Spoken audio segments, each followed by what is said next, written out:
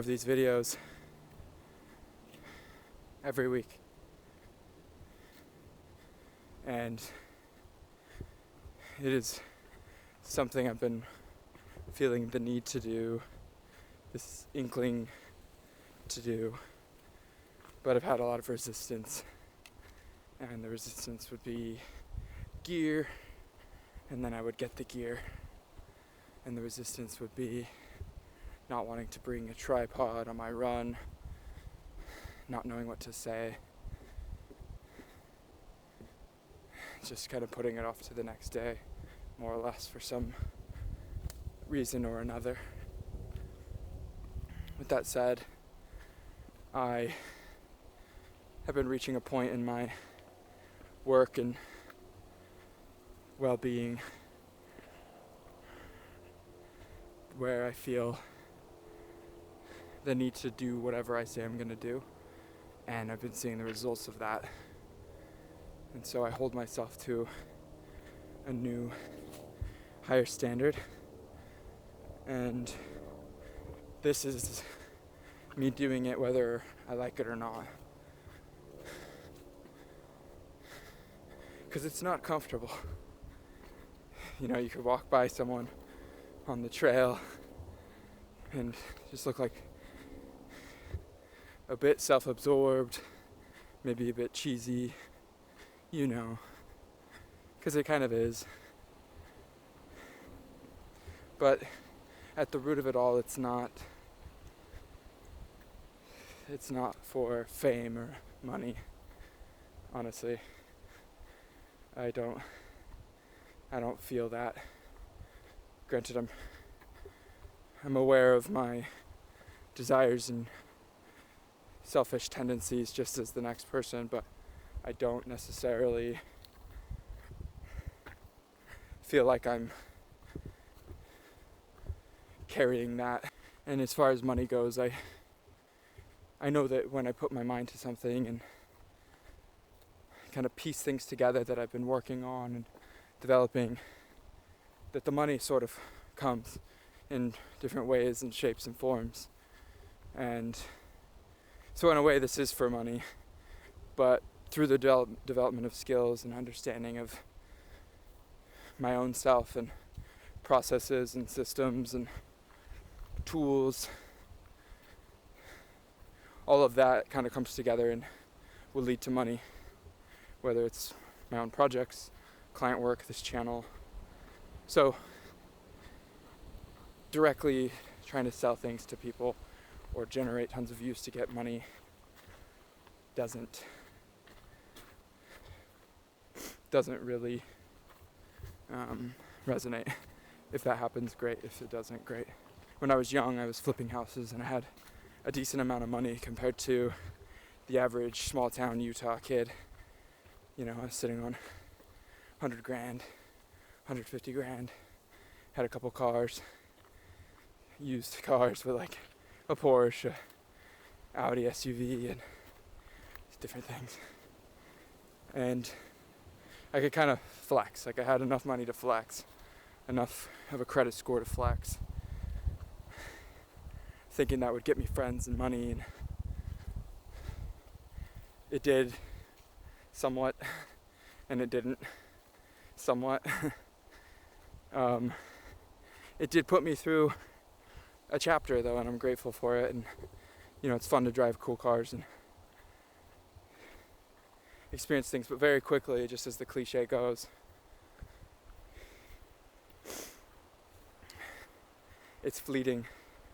It's a quick fix, and very quickly you start to wonder, why doesn't that girl like me? What's wrong with me? Because I showed her the things. I have the things. I have more things than the guy she likes, or like, what is wrong with me? Like, I look cool, I'm wearing the clothes, I've got the things. It's like, oh well, she might not like you for other reasons. Maybe she thinks you're ugly. Maybe she just thinks you're overstepping or whatever, it doesn't matter. But like, why can't I close that deal? Why can't I get that girl? Why can't I feel fulfilled? one question or the other, something along those lines gets asked, not feeling like enough. Why do I still feel like I want more? Why do I feel stressed and needy and anxious? And it's like you're getting all these things, then you have to manage all these things. And then you have to realize those things fade and you have to get new ones. And when you flaunt things at face value, you're going to attract things at face value. And so you're going to get shallow face value friends. You're going to get shallow face value deals and partnerships and employees, because they're going to see shiny things and they're going to arrive and say, hey, I like what you're saying. Yes, yes, yes to everything you have to say. Where can I sign? Because I like what you're selling. And, that's what you are doing, is you're selling yourself and you're bloating, you're living in a bubble. And the things I had weren't the nicest things. Maybe I should need to experience Ferraris and mega mansions and 10 SUVs, and then I'll know. And that's kind of where I was heading, was like, okay, well, this isn't enough, so let me go to the next layer. I need bigger, I need more. And the current narrative and theme and business model and network I had in the past, I figured out how to sort of get to the next one. And I learned enough of the pieces so that I could climb to the next table, the next level. And so I would go, okay, I'd go from flipping houses to building tech to doing marketing with big influencers to doing Web3 and tech at new levels. And so I'd go, oh, I have $100,000 in my bank and my business made, $200,000. And then, oh, I have $200,000 and my business made $500,000. And then I'd go, this is like every 2 years or so. And same thing, I'd leverage it, I'd get the things, I'd attract the people, I'd attract the deals, I'd attract the partnerships and the team, and still, face value. I experienced a crash, which I'm sure I'll mention all the time because it was the pivotal moment for me. And that crash led me to pointing my finger around. He said this, can't believe she didn't do that. How could they have done this after all I did? And so I just create all these narratives, point my finger, and I realized no one is listening. No one wants to listen because you have nothing to give them. And the people that you thought were there for you were there because you had something to give them. And so, what is your worth? Because look around, there's not much. So, I was tying my worth to what I was able to attract at face value. And so eventually started to realize, well, I did do this, I did have these expectations, and that wasn't wise. And I did repeat that pattern, and that was foolish. And I did do this, and that was selfish. And I did avoid that and put that off, and that came back to bite me. So I started to look at all these things, go inward, look around at my environment, and realize, like, dude, you have a lot of work to do. You need self-development, like true self-development, because you keep hitting these rises and they're meteoric according to your standards. Like, you've never lived in a mansion and now you do, or you did. And you've never done this XYZ, right? So I'd be like, well, I have all these things. It's proof I'm great. And then I'd lose those things and be like, I'm not so great. What do I need to change? And this one felt like a big pivotal moment because I really just wanted to never experience this volatility again at the same level. And I knew there'd be ebbs and flows and ups and downs, but I just wanted to get to a point where I could say, hey, these interests, these skills, this network, these projects, my systems, my very being, my body, my mind, my thoughts, I'm on a trajectory and it's consistently compounding forward. And I wanted to be able to feel that and see that. And I realized, well, I need to understand the frameworks that I'm following. Because right now I just have these willy-nilly feelings and instincts and reactions and patterns. And some of them are great. Some of them I haven't changed. But most of them needed to be rethought. And So I started to, sorry, it's really swampy here. I don't know if you can see. But I started to go through the frameworks. And I realized that if I could start to write them down and organize things into folders, categories, topics, titles, themes, I could come back to them. And so part of the systems were the tools and the landscape that you place the information in. So you can come back and refurbish, evolve, etc. And so one of the main systems is around the aspects of self, which was surrounding the idea of needing self-development and seeking mastery. And so I started to, mostly honestly alone, just try not to look outward and try not to go and find other people's advice and just create my own and really just feel into me. And so I started to think of, well, what is the self? Who am I? And I realized that I am this experience, this awareness that is able to hear thoughts and be overcome by them, and to sometimes be able to witness them and acknowledge them and see them for what they are and let them pass. But generally I become thorns. Generally I become overwhelmed and overcome by them. So I have this reactive state. So I am an awareness that thinks and sometimes is aware of thoughts and sometimes is controlled by thoughts. I am an awareness that has a body. I can move this body, I can take care of this body, I can neglect this body, but I have a body. And I am an awareness that experiences the environment. And so people, the planet, nature, manufactured cities, technology, entertainment, just everything that you experience, everything externally. And so I'm this awareness, this mind with thoughts, body, and environment. And I have a mission, I have desires, I have dreams, I have a destiny.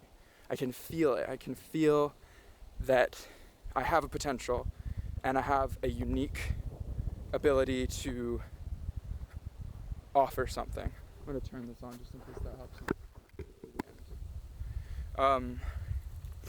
And so I have this mind with thoughts, body, and environment, and I have this mission, which is a vision, a purpose, and action. And so it's like, can you see what you need to do and feel it, and can you align it with your greater purpose, your values, the story you wish to write, or that you're destined to become and create? And are you aware of what to do, and are you doing it? So mind, mission. And then skills and the mastery of skills in general. And so kind of like the why behind skills. And so foundational is generally things you do, and technical are generally things you do with tools. So like speaking is foundational because you're just doing it from you. Whereas writing, I guess that's foundational too, but drawing is technical. Coding is technical. They require a semi-different approach. And so mind, mission, skills. And then how do you actually bring all of this to light? And there's that quote, I don't know who it's from. I think it's one of the authors of I think it's the author of, what's it called? It's the Habit book. Atomic Habits, James Clear. I think it's, you don't rise to the level of your goals, you rise to the levels of your systems, something like that, but you get the meaning. And it's like that. So systems is the fourth sort of aspect of self. And I think of productivity systems, but also creativity systems for expression, as well as consistency.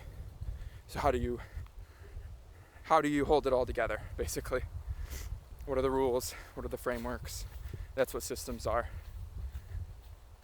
So, those are the aspects of self. hear geese.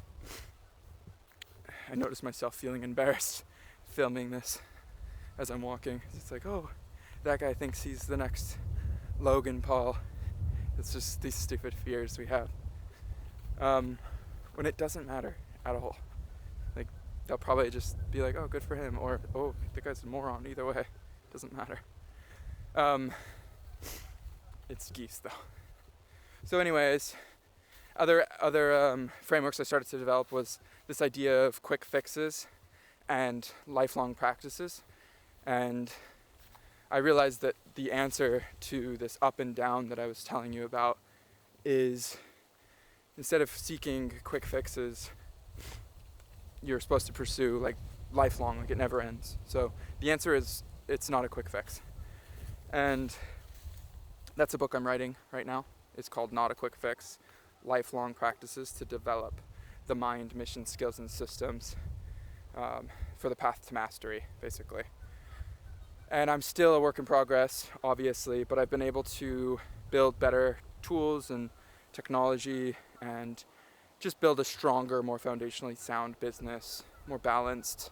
I'm doing trail running. That was not something I was able to even ponder doing. I just kind of put it off. Maybe I'd go on a quick walk, but generally I would avoid it. But I always had this imagined human where I could work and run and do trail runs, and had like productivity around me. I pictured people following me, and we would work on things and talk about ideas. And in a way, this is what I'm doing. I'm being productive as I'm walking. Not only am I filming right now, which could be shared, as this content that could be completely repurposed and watched for years to come, I'm also recording a script right now that will be transcribed into my notes on Mastery OS, which goes into my journal, and that gets exported across my OS and into my projects. So I use a tool called Super Whisper for that.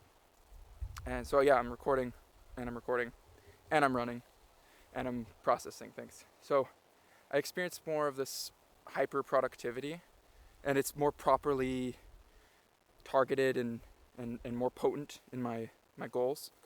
And I honestly am more balanced, calm. I feel healthier. I feel more in tune with who I am and who I'm becoming. And so, yeah, it's my hope that these frameworks can be helpful to you.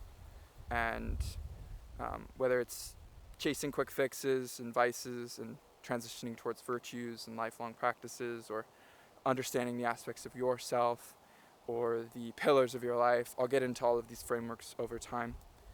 But the goal is that you find value in this video and the videos to come. And yeah, I'm here if anyone needs help. I encourage you to download Mastery OS and utilize the framework for your own second brain. It's the most dynamic and resonating second brain available. I'm confident because oh, here's a beaver. Oh, just missed it. That was crazy. Oh.